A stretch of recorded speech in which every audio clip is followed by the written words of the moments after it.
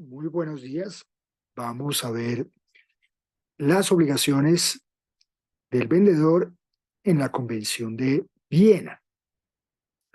Básicamente, el vendedor tiene dos obligaciones: la obligación de hacer transferencia y la obligación de entregar, hacer transferencia de la propiedad de la mercadería y entregar la mercadería. Es importante destacar entonces cómo la convención parte de la base que la obligación que existe en la compraventa internacional es de transferir la mercadería. ¿Cómo se hace la transferencia? Pues dependerá de la ley aplicable. En materia de bienes, usualmente la ley aplicable es la ley del lugar donde se encuentran los bienes. Pero no solo debe transferir, sino que también debe entregar la mercadería. Aquí hay una precisión además importante que vale la pena hacer. Si ustedes recuerdan, en la venta regulada por el Código Civil y el Código de Comercio, el vendedor tiene que entregar y salir al saneamiento. Se consideran en el Código Civil y en el Código de Comercio como dos obligaciones: la entrega y la obligación de saneamiento. En la Convención de Viena no, se habla de la entrega de una cosa conforme a lo pactado, y lo que el derecho interno regula a través de la obligación de saneamiento lo regula la Convención de Viena a través de las consecuencias de no entregar algo conforme a lo pactado. Bueno, rápidamente, en cuanto a la obligación de entrega, eh, básicamente entonces, ¿cuándo ha de entregarse? Pues obviamente en la fecha estipulada. Si no hay fecha estipulada, debe entregarse en un plazo razonable a partir de la celebración del contrato. ¿Dónde se debe entregar? También es muy fácil, porque si las mercaderías se encuentran en algún determinado lugar, las mercaderías deberán entregarse en ese lugar. Puede pactarse un lugar específico de entrega o puede haberse pactado que se entrega a un transportador. Entonces, esa será la forma de entrega. Las mercaderías, como les decía, deben ser conforme a lo estipulado. Y lo que ha de mirarse con cuidado es cuando la mercadería no es conforme. Aquí vale la pena destacar que esta figura busca sustituir todo el régimen de vicios ocultos y entonces tiene ciertas semejanzas con el sistema de vicios ocultos, pero es distinto. Para que haya falta de conformidad y pueda entonces reclamarse un incumplimiento del contrato, se requieren tres cosas. Uno, que haya falta de conformidad. En un momento veremos qué es esa falta de conformidad. Dos, que esa falta de conformidad exista al momento de la transmisión del riesgo.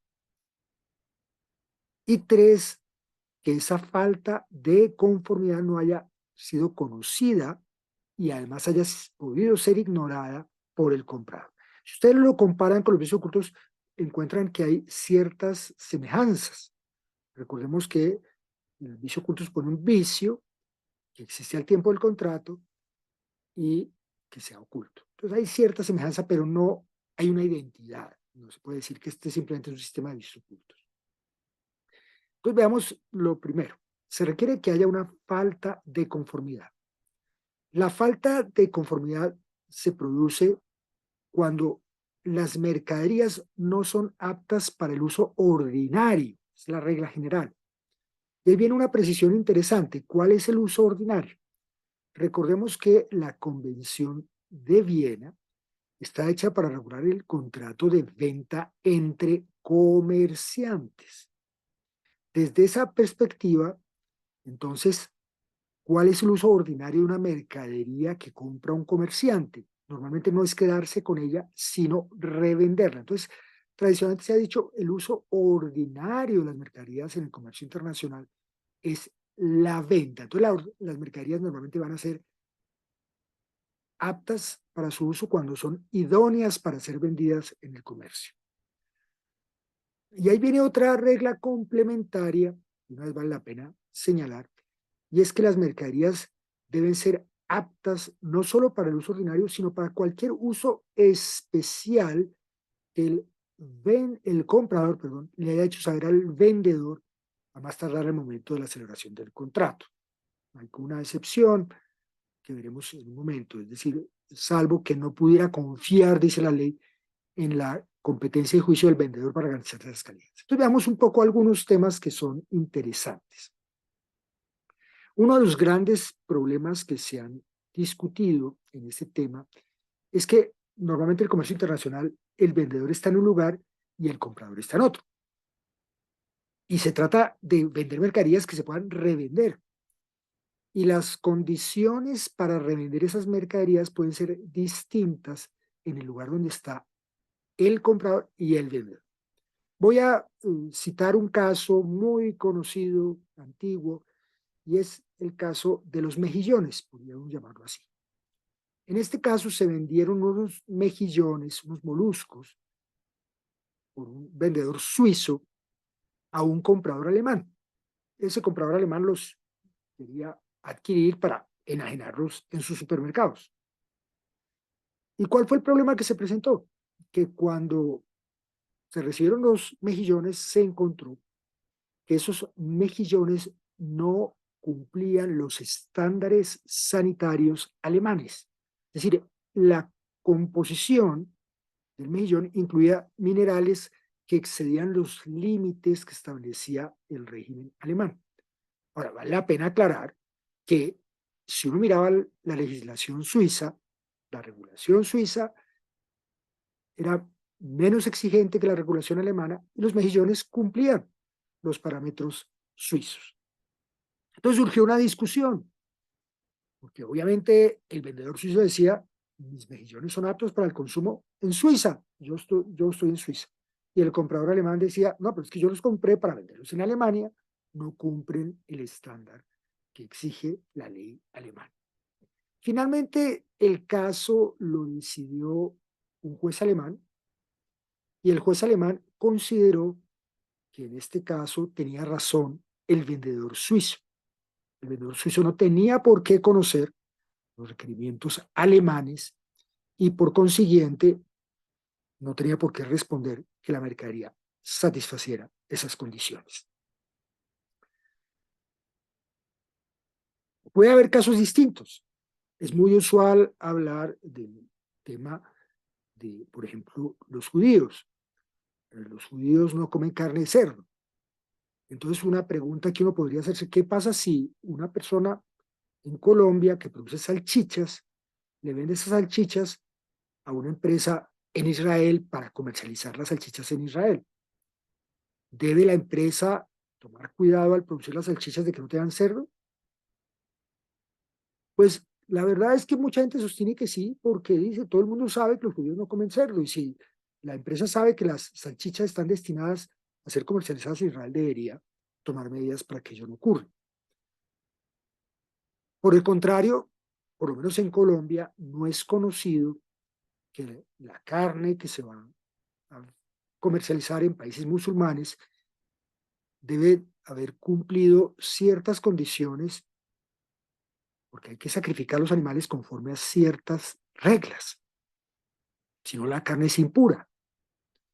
Eso no es bastante conocido entre nosotros, hay países donde sí es muy conocido, pero entre nosotros no. Entonces uno podría discutir si un vendedor colombiano debe entenderse que está enterado de esa circunstancia. Y ahí viene para algunos el, la aplicación de la regla segunda que mencioné hace un segundo en el artículo 35, que la convención dice las mercaderías deben ser aptas para el uso ordinario, pero también deben ser aptas para cualquier uso especial, salvo que las circunstancias resulte que el comprador no confió ni podía confiar en la competencia y juicio del vendedor. O sea, un poco esta norma, algunos dicen, hay que interpretarla caso por caso, ver en qué caso el comprador debería saber las condiciones que debe tener la mercadería y cuándo no se podía confiar en ella. Por otra parte, la mercadería, para que sea conforme, tiene que ser conforme también a la muestra modelo, en aquello que obviamente se puede apreciar en la muestra modelo, y la mercadería debe estar envasada o embalada en forma habitual para tales mercaderías. ¿Por qué? Porque en el transporte internacional mercadería se transporta, entonces por definición la misma tiene que estar empacada. Muy bien.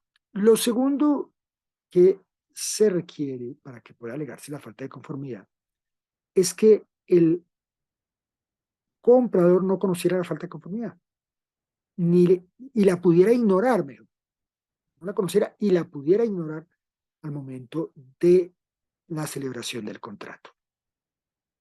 Si él no la hubiera podido ignorar o la conociera, pues no la puede alegar. La misma idea del vicio oculto. Si lo sabía y la aceptó así, pues no tiene por qué quejarse.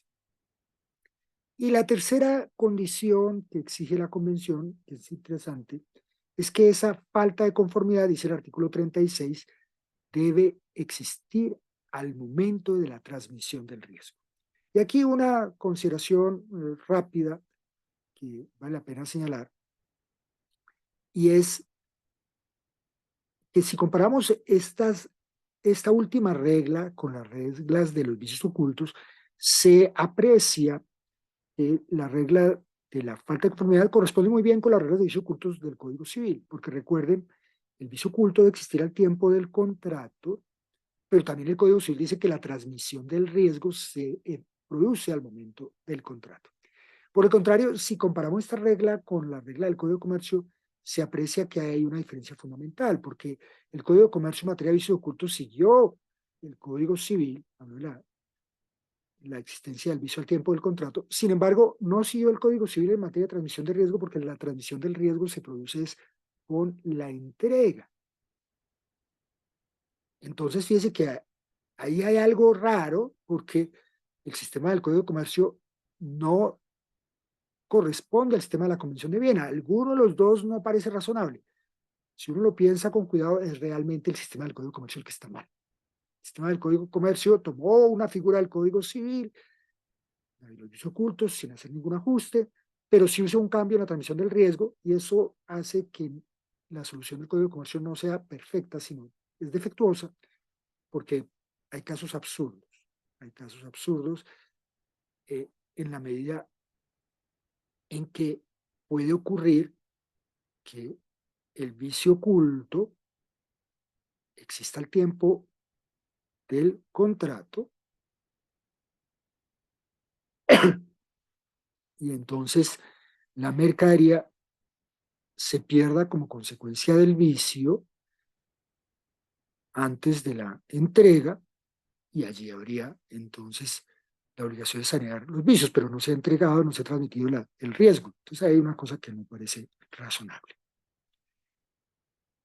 Por otra parte, igual si se entrega la mercadería y el vicio surge con posterioridad al contrato y se destruye la cosa por consecuencia de ese vicio que existía después del contrato, pero antes de la entrega, el vendedor debe responder. Pero es simplemente que si la cosa se hubiera demorado un poquito más en entregar, se hubiera muerto el animal de todas maneras. Entonces, ahí hay un problema de coherencia del Código de Comercio. Muy bien. Para que pueda operar la falta de conformidad, se requiere que se requiere seguir unas reglas de procedimiento. La primera regla es que el comprador está obligado a examinar la cosa lo más pronto posible. Si él no examina, realmente eso en sí mismo no tiene consecuencias legales. Ese deber de examinar lo más pronto posible lo que sirve es para establecer cuándo el comprador conoció o debió conocer la falta de conformidad. Entonces, el comprador debe examinar la cosa lo más pronto posible, desde el momento de que la cosa se puso efectivamente a su disposición. Si el vicio lo debió haber conocido en ese momento, entonces a partir de ese momento correrá un plazo razonable, dice la Convención, para avisarle al vendedor que la cosa no es conforme a lo pactado. Entonces observen ustedes, si él no hizo ningún examen, lo debió haber hecho, pero no lo hizo, ya empieza a correr el plazo para aquello que, si hubiera hecho el examen, hubiera descubierto. O sea, el examen en sí mismo no es tan trascendental como la consecuencia que se deriva de él, y es que empieza a correr un plazo para comunicarle al vendedor la falta de conformidad. Ese plazo es razonable, depende de cada caso, depende de la complejidad de la mercadería, pero en general la jurisprudencia entiende que es un plazo corto, corto, de días, semanas, difícilmente de meses, pero no de años. Muy bien. Entonces debe avisar en un plazo razonable. Para determinar un plazo razonable parece lógico tomar en ciertos casos los usos del comercio. Si el comprador no comunica al vendedor esa falta de confianza en ese plazo razonable, en principio no tiene derecho a reclamar por la falta de conformidad. Sin embargo, eso tiene dos excepciones. La primera, que en todo caso, aunque no avise en ese plazo razonable, él puede reclamar una rebaja de precio. Si la cosa no es conforme, pero no avisó el plazo razonable, podría reclamar una rebaja de precio o exigir una indemnización de daños y perjuicios, pero solo por daño emergente, no por lucro cesante. Dice el artículo 44, si existe una excusa razonable para haber omitido la comunicación. Excusa razonable, ¿por qué se estableció esa regla en la convención? Esa regla se estableció en la convención con el propósito de proteger a los compradores de países menos desarrollados, que podían no ser conscientes de esa obligación de examinar la cosa en un plazo breve y de avisar un plazo razonable. Entonces es como una válvula de seguridad que hay allí. En todo caso, aquí vale la pena hacer una precisión que es pertinente. En todo caso, la convención fija un plazo máximo de 2 años desde que la mercadería se puso en poder del comprador para que se reclame, para que se le avise al vendedor la falta de conformidad. A menos que se haya una garantía, por ejemplo, de funcionamiento de un tiempo mayor, que obviamente la posibilidad de reclamar pues, dependerá de esa garantía. Pero fíjense, lo que quiero destacar al señalar el plazo de los 2 años. Se debe avisar un plazo razonable. No se avisó en un plazo razonable. Si hay alguna excusa, todavía se puede reclamar, pero solo para rebaja de precio o indemnización del daño. Pero ya transcurridos 2 años, ya en principio ya no hay posibilidad de reclamar por falta de conformidad. Ese es el primer régimen. Pero hay una excepción adicional que es muy importante, que es en el caso de que el vendedor actuó de mala fe, y está en el artículo 40. Dice el artículo 40 que no se puede invocar esos artículos que establecen límites para reclamar la falta de conformidad, incluso el que establece 2 años, si esa falta de conformidad se refiere a hechos que el comprador conocía o no podía ignorar. Entonces se trata de sancionar esa mala fe del vendedor y entonces ahí sí no hay ese límite para reclamar. Y en este punto es bien interesante hacer referencia a un caso muy antiguo y bastante conocido, incluso aparece en un libro publicado por la Universidad del Rosario, eh, del cual es autor el profesor Nicolás Gamboa, en el cual él cita ese caso, que se volvió muy famoso, es el caso de las sardinas de Macao. ¿Se recuerdan que Macao era una colonia portuguesa en China? Bueno, en Macao había una fábrica de latas de sardinas, pero ocurrió en algún momento que la empresa tuvo una crisis. Y entonces, al que manejaba la empresa, se le ocurrió una idea salvadora. En lugar de seguir llenando las latas de sardinas con sardinas, tenían problema de caja, en ese momento no tenían comprar sardinas, entonces decidió llenar las latas de sardinas con lodo de algún lugar vecino, cercano a la fábrica. ¿Y por qué con lodo? Porque resultaba que la lata de sardinas pesaba igual si estaba llena con sardinas o si estaba llena con lodo. El peso era igual. Entonces nadie iba a detectar el problema a menos que abriera las latas. Era una apuesta arriesgada, sin duda. Pero cuenta la historia que en esa parte del mundo es y era muy usual que hubiera muchas transacciones sobre cargamentos de productos y que esos productos llegaran a su fecha de vencimiento sin que nadie se hubiese preocupado por abrirlos. Nunca le había llegado al consumidor. Entonces, obviamente, si ya están vencidos, pues simplemente se destruían. No, nadie se preocupaba por su contenido.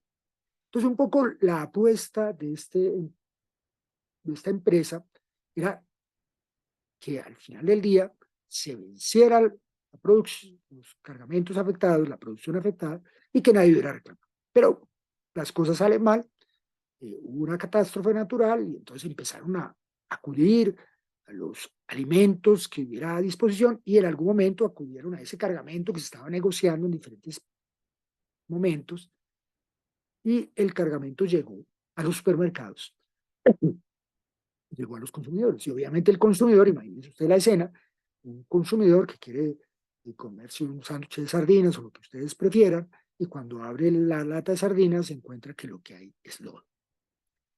Este caso es muy interesante por lo que ocurrió después, que es por lo que lo citan normalmente, por la situación tan absurda que se presentó. Las reclamaciones de los consumidores fueron resueltas rápidamente por los jueces. Los jueces, entiendo, eran de Hong Kong y se resolvió todo el tema de consumidores rápidamente. Y quedaron los litigios entre los comerciantes con el productor. Finalmente eso fue sometido a arbitraje y se cita el caso como uno de esos eventos raros en que el arbitraje no funcionó bien. El arbitraje se demoró muchísimos años y al final el árbitro consideró que no había habido incumplimiento del contrato. El contrato tenía por objeto un bien que se iba era simplemente a negociar muchas veces y que eso era usual en esa zona del mundo. Entonces, ese laudo mucha gente lo critica y por eso se ha vuelto un caso bastante citado. Muy bien. Cuando hay falta de conformidad se reclama oportunamente, y aquí quiero hacer otra precisión, vale la pena señalar que este es un término para reclamarle al vendedor, pero no es un término de prescripción. La Convención de Viena no regula los términos de prescripción. Hay otra convención internacional que se redactó para regular los términos de prescripción. El problema es que esa convención internacional no ha recibido mucha acogida. Entonces, en la práctica, los estados tienen que recurrir a su propia legislación para establecer cuál es el término de prescripción en este caso. Y es un tema complejo. Muy bien. Pero entonces veamos las consecuencias de la falta de conformidad. En este punto hay que destacar la naturaleza de la convención. La convención es un punto de encuentro de diferentes tradiciones jurídicas y eso se aprecia muy claramente en las consecuencias que la convención establece para el incumplimiento de los contratantes y en este caso del vendedor, porque la convención da todas las posibilidades que se encuentran en el derecho comparado. Es decir, hay elementos del derecho de la common law, también hay elementos del derecho continental. Todas las posibilidades están. Y hay cambios radicales frente a ciertas visiones que había en los derechos continentales. Entonces, comencemos. La primera consecuencia que establece la convención, que está en el artículo 45, es la indemnización de perjuicios. Se puede pedir la indemnización de perjuicios. Incluso esa facultad no excluye otros mecanismos que prevé la convención, remedios, para utilizar la expresión anglosajona, obviamente sin que eso implique reparar dos veces el mismo daño. Entonces se puede acudir a la indemnización de perjuicios. ¿Y por qué es interesante esta regla? Fíjense la diferencia tan profunda que existe entre la Convención de Viena y el sistema interno, el sistema que viene el derecho francés, del Código de Bello, viene del Código de Bello del sistema francés, porque en el Código de Bello solo hay derecho a reclamar indemnización de perjuicios cuando el vendedor actúa de mala fe. El vendedor conocía el vicio o debía conocerlo. En la Convención de Viena no. La Convención de Viena es simplemente un incumplimiento del contrato y como incumplimiento del contrato, independientemente de si el vendedor lo conocía o no, hay derecho a reclamar perjuicios. La segunda posibilidad que consagra la Convención y que es muy interesante desde el punto de vista del derecho a la common law es el derecho a rebajar el precio. El artículo 50 consagra esa posibilidad, que se puede rebajar el precio en proporción a la diferencia entre el valor que tienen las cosas por la falta de conformidad, por el defecto, y el valor que debían tener las cosas si se hubiera entregado correctamente. ¿Por qué es esto de destacar? Porque en la common law ese remedio no existe. Entonces es un remedio tomado de los derechos continentales, la posibilidad de rebajar el precio. La tercera posibilidad que establece la convención es que el vendedor repare las mercaderías para subsanar la falta de conformidad. Es que se repare. La excepción es que no hay lugar a pedir la reparación cuando no sea razonable. Y la razonabilidad es muy fácil de apreciar normalmente en estos temas, porque en algunos eventos es más barato cambiar una mercancía que repararla, sobre todo los aparatos electrónicos. Puede ser costosísimo repararlos y muy fácil cambiarlos. Entonces, solo se puede pedir la reparación cuando sea razonable. Otra posibilidad que consagra la Convención, en el artículo 46, es sustituir la mercadería. Cuando la mercadería no es conforme, se puede sustituir, pero en ese caso la Convención exige que el incumplimiento del vendedor sea esencial para que haya que sustituir la mercadería. ¿Y qué es un incumplimiento esencial? Entonces el artículo 25 de la Convención define el incumplimiento esencial. Y dice la Convención que es esencial el incumplimiento cuando causa un perjuicio que prive a la parte sustancialmente de lo que tenía derecho a esperar en virtud del contrato, salvo que la parte que haya incumplido no hubiera previsto tal resultado y que una persona razonable de la misma condición no lo hubiera previsto en tal situación. Entonces, se priva del beneficio, la cosa no sirve, la cosa no se puede vender si no se repara o se sustituye. Entonces, si no se puede vender la cosa como está, entonces es un incumplimiento esencial. Y por consiguiente, hay derecho a pedir que se sustituya la mercadería.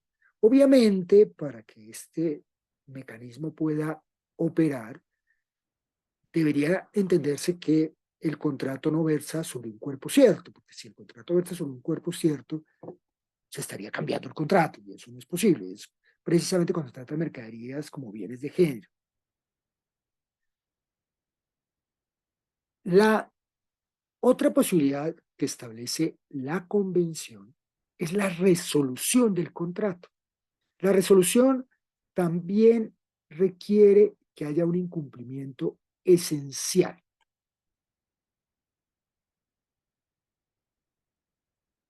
Es un poco la misma lógica del derecho interno, en el cual la jurisprudencia ha señalado que la resolución de un contrato requiere un incumplimiento grave, que la Corte a veces llama un incumplimiento resolutorio. Entonces aquí aparece la misma idea, debe haber un incumplimiento esencial. La cosa no sirve y se puede resolver el contrato. ¿Cuál es la diferencia más interesante en este punto entre el derecho interno y la Convención de Viena? La diferencia más interesante en este punto es que en el derecho interno, en el sistema del Código Civil y el Código de Comercio, la resolución requiere en principio declaración judicial. A nivel de la Convención de Viena no. Y ello obedece a que se trata de prever un mecanismo que le funcione a los comerciantes. Los comerciantes no tienen tiempo de estar iniciando pleitos. Simplemente le incumplieron, pues resuelvo el contrato. Ahora, si la otra parte sí considera que no hubo incumplimiento, pues será ella la que promueva un proceso para declarar que ella sí había cumplido el contrato y que es el otro el que no quiso cumplir y por eso declaró equivocadamente resuelto el contrato. Entonces la resolución opera solo por la comunicación de la parte sin necesidad de intervención judicial. Y ese es en general el esquema de la convención para la resolución. En cualquier caso de incumplimiento, sea del comprador o del vendedor, la resolución no requiere declaración judicial, sino simplemente un incumplimiento esencial. Ahora, aquí vale la pena señalar algo para aclarar. Cuando estamos hablando, por ejemplo, de la obligación de entrega y no se entrega oportunamente la cosa, pues allí hay un incumplimiento. Pero ese incumplimiento, ¿hasta qué punto es esencial? En el comercio internacional habrá casos en que sí, pero a menudo el hecho de que la mercadería se entregue tarde no priva al comprador de los beneficios del contrato, total y absolutamente. Es decir, la mercadería puede llegar unos días tarde y todavía puede el comprador recibirla y venderla. Entonces, ¿cómo resuelve la convención esas situaciones en las que el incumplimiento no es en sí mismo esencial, pero tampoco puede condenarse al contratante, al otro contratante, al que está dispuesto a cumplir, esperar a ver si le cumple? Entonces, para esos efectos, lo que prevé la convención es que se le otorgue un plazo adicional o suplementario a la parte incumplida, en este caso al vendedor, para que cumpla con su obligación que no ha cumplido, es decir, por ejemplo, la de entregar. Y si transcurrido ese plazo adicional no se entrega, pues ahí sí puede operar la resolución del contrato. Entonces, y eso pasa para la obligación de entrega y también pasa para la obligación de pagar el precio. También lo mismo, en la obligación del comprador que tiene el deber de pagar el precio. Si el precio no se paga oportunamente, pues en principio no es un incumplimiento esencial, el precio se puede pagar tarde y todavía sirve. Entonces, ¿cómo resolver el contrato? Pues la convención sigue la misma lógica. Si el comprador no paga el precio en el momento estipulado, se puede dar un plazo suplementario razonable, que es decir, suficiente para que pueda ponerse al día en el pago. Y si no cumple en ese momento, allí sí opera la resolución. Pues opera, no, se puede declarar la resolución del contrato por el contratante que había cumplido o estaba dispuesto a cumplir, según el caso. Muy bien. Otra característica muy importante de la convención que la distingue del derecho interno, aunque en la jurisprudencia de la Corte en cierta medida ya hay algunos mensajes en ese sentido, es que en la Convención de Viena,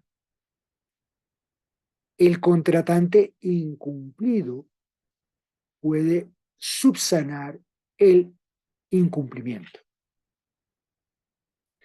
Y eso puede verse desde dos perspectivas. En primer lugar, puede ocurrir que el vendedor haya entregado anticipadamente las mercaderías, las entregó antes de tiempo. Pues si las entregó antes de tiempo, ese vendedor, si encuentra que las mercaderías no son conforme al contrato, puede subsanar su incumplimiento.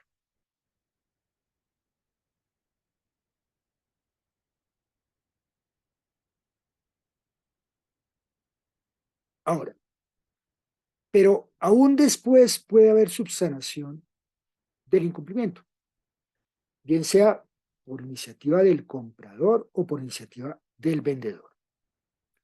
Lo primero es que puede ser el propio comprador.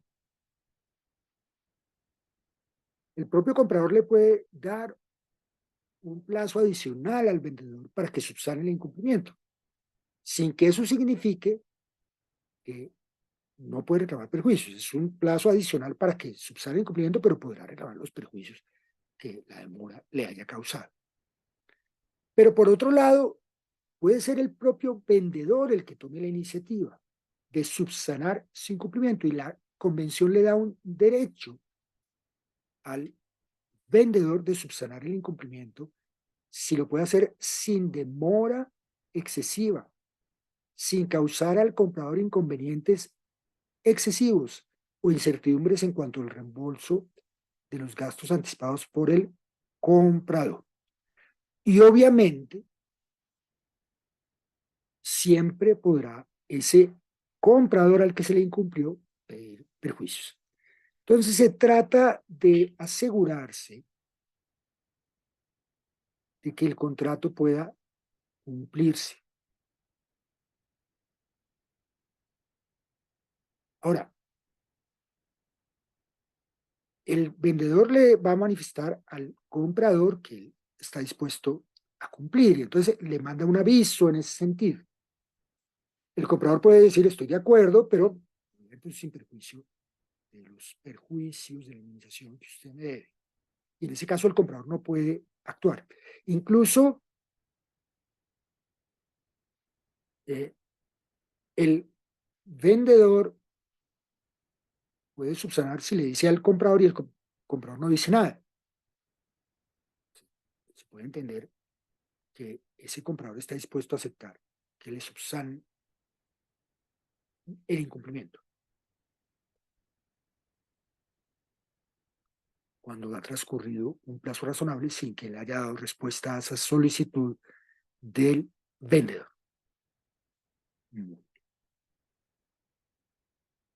Estas son básicamente las reglas que establece la Convención de Viena para resolver los problemas del incumplimiento de las obligaciones del vendedor.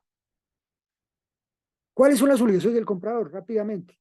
La obligación del comprador es, en primer lugar, pagar el precio. Y como ya habíamos visto, el precio puede haber sido señalado por las partes, puede haber sido acordado, pero puede haber eventos, como ya lo expliqué en el artículo 55, en que las partes no se han puesto realmente de acuerdo en el precio, pero para las partes es clarísimo que hay contrato, es decir, por ejemplo, se comenzó a ejecutar el contrato. En ese caso, en virtud del artículo 55, se entiende que el precio pactado es el que se cobra, o sea, se pacta normalmente en mercaderías de la misma clase en condiciones de venta semejantes. Ahora, ¿cuándo se debe pagar el precio? Eso está regulado en el artículo 57 de la Convención. Si no se indica cuándo se debe pagar el precio, en principio se sigue la lógica de la compraventa a nivel doméstico, la misma lógica. Cuando se ponga la mercadería a disposición del comprador, ese comprador debe pagar la mercadería al vendedor. Y se trata de una mercadería cuya transferencia se hace a través de documentos, entonces se debe pagar el momento en que se pongan a disposición del comprador los documentos. En todo caso, prevé la convención que el comprador no está obligado a pagar si no ha tenido la oportunidad de examinar las mercaderías, a menos que la modalidad de pago pactada pues suponga que no hay cómo examinar la mercadería. En ese caso, pues simplemente él debe pagar porque así lo pactó.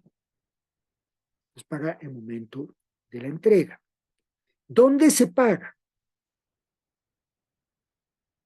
La regla general, que es bastante parecida a la del Código de Comercio, es que si no se ha estipulado lugar de pago, se paga en el domicilio del vendedor, es decir, del acreedor del precio, que sabemos es la regla del Código de Comercio.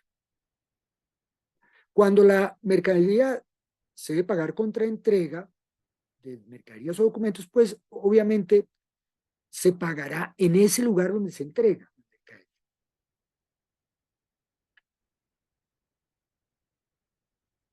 Y si no se paga el precio, pues simplemente habrá lugar a cobrar perjuicios y podría proceder la resolución. Y la resolución del contrato, en el caso de falta del pago del precio, pues implicará dar un plazo suplementario de duración razonable para que se pague el precio. Y si no se paga el precio en ese plazo, entonces se puede declarar resuelto el contrato. Muy bien. Esas son las reglas básicas de la Convención de Viena sobre las obligaciones del comprador y del vendedor. Muchas gracias.